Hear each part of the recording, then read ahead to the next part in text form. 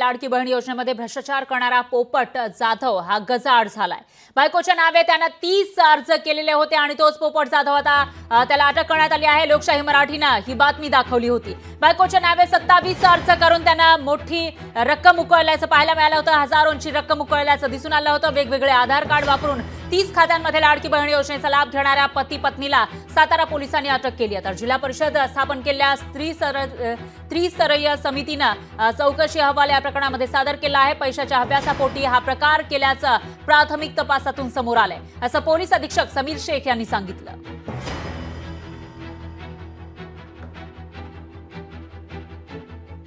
Photographs मध्ये देखील यांनी फौजदारी केलेली होती। त्यामुळे सगळ्या गोष्टींचा एकंदरीत एक त्रिसदस्यीय समिती ची स्थापना जिल्हा प्रशासनाने केली होती। त्या त्रिसदस्यीय जी समिती आहे त्यांनी या संपूर्ण प्रकरणाची चौकशी करून तसा अहवाल दिला होता प्रशासनाला आणि मग त्या अनुषंगाने काल रोजी याच्यामध्ये स्थानिक जे प्रतिनिधी आहे प्रशासनाचे त्यांनी याच्यामध्ये फिर्याद दिलेली आहे। त्या फिर्यादच्या अनुषंगाने आरोपीला आणि त्यांचे सह आरोपीला ताब्यात घेऊन सध्या ते कस्टडीमध्ये आहे। त्यांच्याकडून आपण विचारपूस करतोय।